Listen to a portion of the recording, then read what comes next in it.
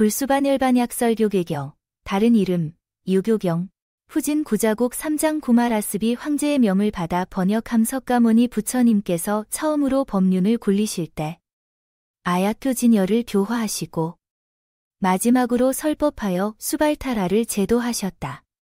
이미 교화할 중생을 모두 교화하시고 사라상수 아래에서 열반에 들려고 하셨다. 그때 한밤중 주변은 고요하여 아무 소리도 없었고 제자들에게 법의 요점을 간략히 설하셨다. 너희 비구들이여, 내가 멸한 뒤에는 마땅히 바라제 목차를 존중하고 소중히 여겨야 한다. 어두운 곳에서 빛을 만난 것처럼 가난한 사람이 보물을 얻은 것과 같으니라. 이 계율이 곧 너희의 위대한 스승이 될 것이다. 내가 세상에 머물러 있는 것과 다름없다. 청정한 계율을 지키는 자는 장사나 무역을 하지 말고 전답을 소유하지 않으며 노비나 가축을 기르지 말아야 한다. 모든 재물과 재산을 멀리하여야 하며 그것들을 불구덩이를 피하듯 하라. 풀이나 나무를 함부로 베거나 땅을 파거나 약을 조제하거나 기륭을 점치거나 별자리를 살피는 등의 행위를 해서는 안 된다. 청정한 삶을 유지하며 생계를 위해 올바르게 먹을 것을 구하되 세속적인 일에 관여하거나 명령을 전달하는 일을 해서는 안 된다. 주술이나 신비로운 약을 연구하거나 귀족들과 친분을 맺고 아첨하는 일도 해서는 안 된다.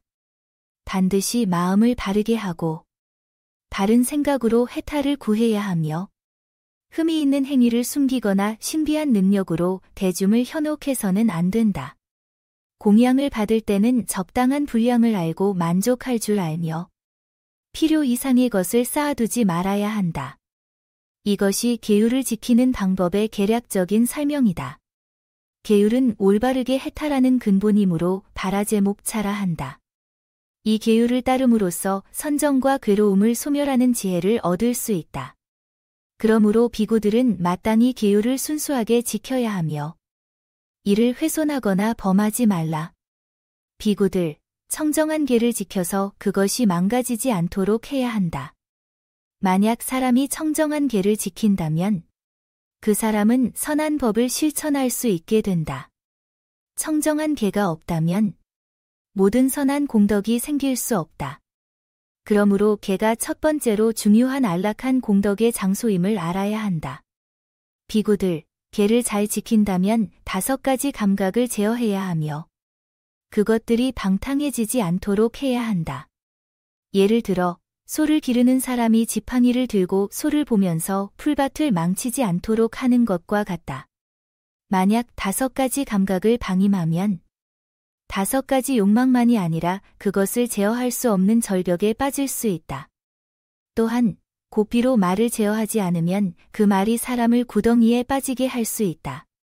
그리 되면 고통을 겪게 된다.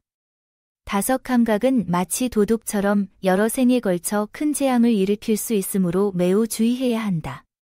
그러므로 지혜로운 사람은 감각을 제어하며 그것을 따르지 않는다. 그것을 도둑처럼 다루어 방임하지 않아야 한다. 만약 방임하면 그 결과는 반드시 쇠퇴하게 될 것이다. 이 5 감각은 마음이 주체가 된다. 그러므로 너희는 마음을 잘 제어해야 한다. 마음은 독사나 악성 동물. 원한을 품은 도둑, 큰 불보다 더 두려운 존재다. 그것은 말로 다 표현할 수 없을 정도로 위험하고 쉽게 변동하며 미리 보지 않으면 덫에 빠질 수 있다. 마치 고삐 없는 미친 코끼리나 나무를 타고 뛰어다니는 원숭이처럼 제어하기 어려운 것이다. 그래서 마음을 급히 제어하고 방임하지 않도록 해야 한다. 마음을 방임하면 선한 일을 모두 잃게 되며 제어된 마음은 모든 일을 이룰 수 있다. 그러므로 비구들, 마음을 잘 제어하고 열심히 노력하여 자신을 이겨야 한다. 비구들, 음식을 받을 때는 약을 먹듯이 해야 하며 좋고 나쁨에 따라 그 양을 늘리거나 줄이지 말고 몸을 유지하여 배고픔과 갈증을 없애야 한다. 꿀벌이 꽃에서 꽃의 맛만 취하듯이 색과 향을 해치지 않도록 해야 한다. 이와 같이 사람의 공양을 받을 때는 스스로 번뇌를 없애기 위해 받아야 하며 지나치게 탐하여 선한 마음을 해쳐서는 안 된다.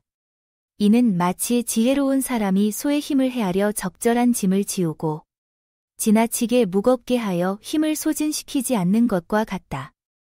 비구들이여, 낮에는 부지런히 마음을 써서 선법을 닦고 시간을 헛되이 보내지 않도록 해야 한다. 초야와 후야에도 게을리하지 말며 중야에는 경을 외우며 스스로 수행해야 한다. 잠에 빠지는 연유로 인해 한평생을 헛되이 보내어 아무것도 얻지 못하게 되어서는 안 된다. 항상 무상의 불길이 온 세상을 태우고 있음을 생각하며 조속히 스스로를 건져야 하며 잠에 빠져서는 안 된다. 모든 번뇌의 도둑은 언제나 사람을 해치려고 노리고 있으며 원수보다도 더 심하다. 그런데도 어찌 잠을 자면서 스스로 경각심을 갖지 않을 수 있겠는가? 번뇌라는 독사가 너희 마음속에서 잠자고 있으니 마치 검은 독사가 너희 방 안에서 자고 있는 것과 같다. 반드시 계율을 지키는 갈고리를 사용하여 조속히 몰아내야 한다. 독사가 방에서 완전히 나간 뒤에야 편안히 잘 수 있는 것이지. 아직 나가지 않았는데도 잠을 자는 것은 부끄러움도 모르는 사람과 같다. 부끄러움과 참회하는 마음은 모든 장엄한 것 가운데 가장 으뜸이 된다. 부끄러움은 쇠갈고리와 같아 사람이 불법을 저지르지 않도록 제어할 수 있다. 그러므로 비구들이여, 항상 부끄러움을 알고 참회하는 마음을 잃지 말아야 한다. 잠시라도 그것을 떠난다면 모든 공덕을 잃게 된다. 부끄러움을 아는 사람에게는 선법이 있으나 부끄러움을 모르는 자는 짐승과 다를 것이 없다. 비구들이여, 만약 어떤 사람이 와서 너희 몸을 토막토막 자른다 하더라도 스스로 마음을 다스려 분노하지 않도록 해야 한다. 또한 입을 조심하여 악한 말을 내뱉지 않도록 해야 한다. 만약 분노를 방임한다면 스스로 도를 방해하고 공덕의 이익을 잃게 된다. 인내의 덕은 계율을 지키는 고행으로도 따를 수 없는 것이다. 인내를 실천하는 자만이 비로소 참된 강한 대인이라 할 수 있다. 만약 악독한 욕설을 듣고도 감로를 마시는 것처럼 기꺼이 참아내지 못한다면 그는 참된 수행자가 아니다. 도를 깨달은 지혜로운 사람이라야 진정한 수행자라 할 수 있다. 왜냐하면 성내는 마음은 모든 선법을 파괴하고 좋은 명성을 훼손하며 이 세상에서도 다음 세상에서도 사람들이 좋아하지 않기 때문이다. 성내는 마음은 맹렬한 불보다 더 위험한 것이므로 항상 조심하여 그것이 마음속에 들어오지 못하게 막아야 한다. 공덕을 빼앗는 도둑 가운데 성냄보다 더한 것은 없다. 세속의 사람들은 욕망을 따르는 자들이므로 스스로를 제어하는 법이 없어 성냄이 있더라도 용서할 수 있다. 그러나 이미 출가하여 수행하는 자가 욕망을 떠났음에도 성내는 마음을 품는 것은 결코 용납될 수 없다. 이는 마치 맑고 서늘한 구름 속에서 벼락이 치며 불이 일어나는 것과 같아 결코 있어서는 안 될 일이다. 비구들이여, 스스로 머리를 어루만지며 생각하라. 이미 세속의 화려한 장식을 버리고 빛바랜 가사를 입으며 바로 를 들고 걸식하며 살아가고 있다. 스스로 이러한 모습을 바라보며 만약 교만한 마음이 일어난다면 즉시 그것을 없애야 한다. 교만한 마음은 세속의 제가자들에게조차 합당하지 않은 것인데 하물며 출가하여 도를 닦는 사람이 이를 가져서는 더욱 안 될 일이다. 해탈을 구하는 수행자는 마땅히 스스로의 마음을 낮추고 걸식을 해야 한다. 비구들이여, 아첨하고 간사한 마음은 도와 서로 어긋난다. 그러므로 마땅히 마음을 바르게 하여 정직함을 근본으로 삼아야 한다. 아첨과 간사함은 단지 남을 속이는 것에 불과하며 수행자의 길을 가는 사람에게는 있어서는 안 될 일이다. 그러므로 비구들이여, 반드시 마음을 바르게 하여 정직함을 근본으로 삼아야 한다. 비구들이여, 탐욕이 많은 사람은 이익을 구하는 일이 많기 때문에 괴로움 또한 많다. 반면 욕심이 적은 사람은 탐하지 않고 구하는 바가 없으므로 이러한 고통이 없다. 욕심을 적게 가지는 것만으로도 마땅히 닦아야 할 덕목인데 하물며 적은 욕망이 모든 선한 공덕을 낳는다면 더욱 실천해야 하지 않겠는가? 욕망이 적은 사람은 남의 뜻을 맞추기 위해 아첨하지 않으며 또한 감각기관, 눈, 귀, 코, 혀, 몸에 끌려다니지도 않는다. 욕망을 적게 하는 사람은 마음이 평온하여 어떤 일에도 근심과 두려움이 없으며 모든 상황을 여유롭게 맞이할 수 있다. 늘 부족함이 없고 욕망이 적은 자는 열반을 얻을 수 있다. 이것을 욕심이 적음이라고 한다. 비구들이여, 만약 모든 고통과 괴로움에서 벗어나고자 한다면 마땅히 만족함을 알아야 한다. 만족을 아는 법이야말로 가장 큰 부와 즐거움이며 편안함이 머무는 곳이다. 만족을 아는 사람은 비록 땅바닥에서 자더라도 편안하고 즐겁다. 그러나 만족을 모르는 자는 비록 천상의 궁전에 거할지라도 만족할 줄 모른다. 만족을 모르는 자는 비록 부유하더라도 가난하며 만족을 아는 자는 비록 가난하더라도 부유하다. 만족을 모르는 자는 항상 오욕에 끌려다니지만 만족을 아는 자는 그런 사람들을 가엾이 여긴다. 이것이 만족함이라는 뜻이다. 비구들이여, 만약 고요하고 아무 장애 없는 즐거움을 구한다면 마땅히 소란한 곳을 떠나 한적한 곳에 머물러야 한다. 고요한 곳에 머무르는 사람은 제석천과 여러 천신들로부터 공경을 받는다. 그러므로 스스로 많은 무리를 떠나 홀로 한적한 곳에 거하면서 괴로움의 근본을 멸하는 길을 생각해야 한다. 무리를 좋아하는 자는 곧 무리로 인해 많은 괴로움을 받는다. 이는 마치 큰 나무에 많은 새들이 몰려들어 가지가 부러지고 마르는 것과 같다. 세상의 속박에 얽매인 자는 끝없는 고통에 빠지게 되는데 이는 마치 늙은 코끼리가 진흙 속에 빠져 헤어나오지 못하는 것과 같다. 이것이 멀리 떠남이라는 뜻이다. 비구들이여, 만약 부지런히 정진한다면 어떠한 일도 어려운 것이 없으니 그러므로 마땅히 더욱 부지런히 정진해야 한다. 작은 물줄기도 끊임없이 흐르면 결국 바위를 뚫을 수 있다. 수행자의 마음이 자주 게을러지면 마치 불을 얻으려다 마찰이 충분하지 않아 중단하는 것과 같아 결국 불을 얻지 못하는 것과 같다. 이것이 정진이라는 뜻이다. 비구들이여, 선한 벗을 구하고 훌륭한 보호자를 찾아야 하며 언제나 잊지 않는 마음, 정념을 가져야 한다. 만약 잊지 않는 마음을 가진다면 온갖 번뇌의 도둑이 결코 침범하지 못할 것이다.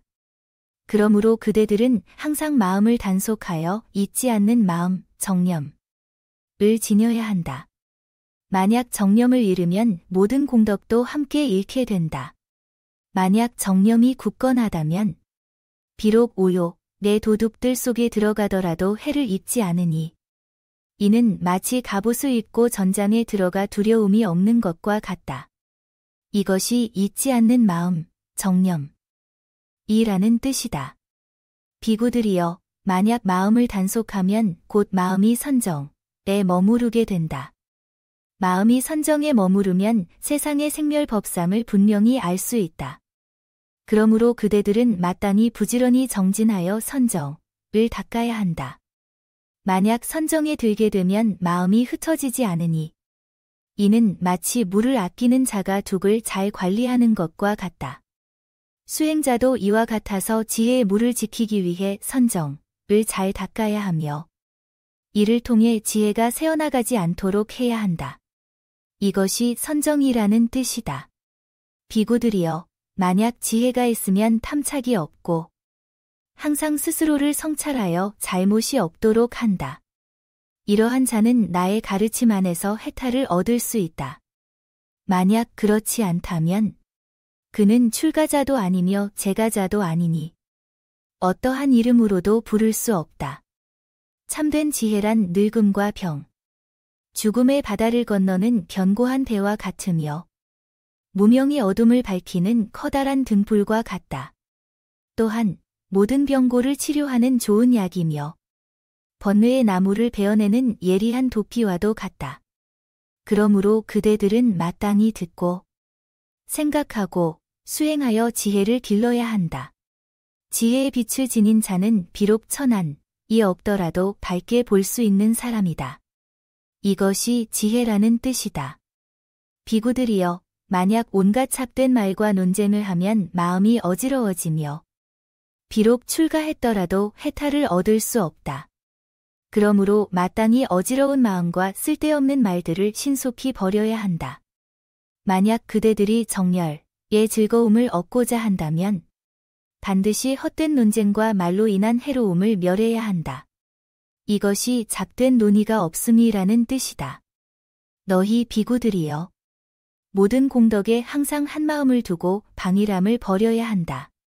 마치 원수를 멀리하듯이 해야 한다. 위대한 자비를 지닌 세존께서 중생을 이롭게 하고자 하시는 뜻은 이미 궁극에 이르렀으니 너희는 다만 부지런히 실천하기만 하면 된다. 산속에 있든 빈 들판에 있든 나무 아래 있든 조용한 방 안에 있든 너희가 받은 법을 항상 되새기며 잊지 말고 스스로를 독려하여 정진하며 수행해야 한다. 공연히 허송세월하다가 죽음을 맞이하여 후회하는 일이 없도록 해야 한다. 나는 마치 훌륭한 의사가 병을 알고 약을 처방하는 것과 같다. 환자가 그 약을 먹을지 말지는 스스로의 선택이며 그것이 의사의 잘못은 아니다. 또한 나는 마치 훌륭한 길잡이가 바른 길을 가르쳐 주는 것과 같다. 그 길을 듣고도 따르지 않는 것은 길잡이의 잘못이 아니다. 너희가 만일 괴로움 등 4가지 성스러운 진리에 대하여 의심이 있다면 곧바로 질문하여 의심을 풀어야 한다. 결코 의문을 품고서도 해결하려 하지 않는 일이 있어서는 안 된다. 그때 세존께서 이 말씀을 3번이나 하셨으나 아무도 질문하는 자가 없었다. 그 이유는 무엇인가? 그 자리에 있는 대중들이 모두 의심 없이 확신하고 있었기 때문이다. 그때 아난존자가 대중들의 마음을 살펴보고는 부처님께 아뢰었다. 세존이시여, 달이 뜨거워지고 해가 차가워지는 일은 있을 수 있어도 부처님께서 말씀하신 4가지 성스러운 진리는 결코 변할 수 없습니다. 부처님께서 말씀하신 괴로움의 진리는 참으로 괴로움이며 그것을 즐거움으로 바꿀 수 없습니다. 괴로움의 원인은 참으로 그 원인이며 그 밖에 다른 원인은 없습니다. 괴로움이 멸하는 것은 곧 그 원인이 멸하는 것이며 원인이 사라지면 결과도 사라지는 것입니다. 괴로움을 멸하는 길은 참으로 올바른 길이며 그 밖에 다른 길은 없습니다. 세존이시여, 이 모든 비구들은 4가지 성스러운 진리에 대해 확고히 이해하고 있으며 어떠한 의심도 없습니다. 이 대중 가운데 아직 수행을 완성하지 못한 자들은 부처님께서 열반의 드심을 보고 슬퍼하고 비통해할 것입니다. 그러나 이제 막 불법에 입문한 자들은 부처님의 가르침을 듣고 바로 깨달음을 얻게 될 것입니다. 마치 캄캄한 밤에 번개가 번쩍일 때 순간적으로 길을 보게 되는 것과 같습니다. 이미 수행을 마치고 괴로움의 바다를 건넌 이들은 다만 이렇게 생각할 것입니다. 세존께서 열반의 드심이 어찌 이리도 빠른가? 아난존자가 비록 이러한 말을 했으나 그 대중들은 모두 내 성스러운 진리의 뜻을 확고히 이해하였다. 세존께서는 이 대중들이 모두 견고해지기를 원하시어 큰 자비심을 품고 다시 그들에게 말씀하셨다. 너희 비구들이여, 괴로움과 번뇌를 품지 말라. 내가 이 세상에 머무는 한 생에는 언젠가는 끝날 것이다. 세상에 존재하는 모든 것들은 반드시 끝이 오고 그 끝을 피할 수 없다. 나의 존재와 가르침은 모두 완전하다. 내가 오래 살아도 그 자체로 더 이상 이익이 되지 않으니 이미 구제할 이들은 모두 구제되었으며 아직 구제되지 않은 자들도 이미 구제의 인연을 만들어 놓았다. 이후로는 내 제자들이 그 인연을 따라 가게 될 것이다.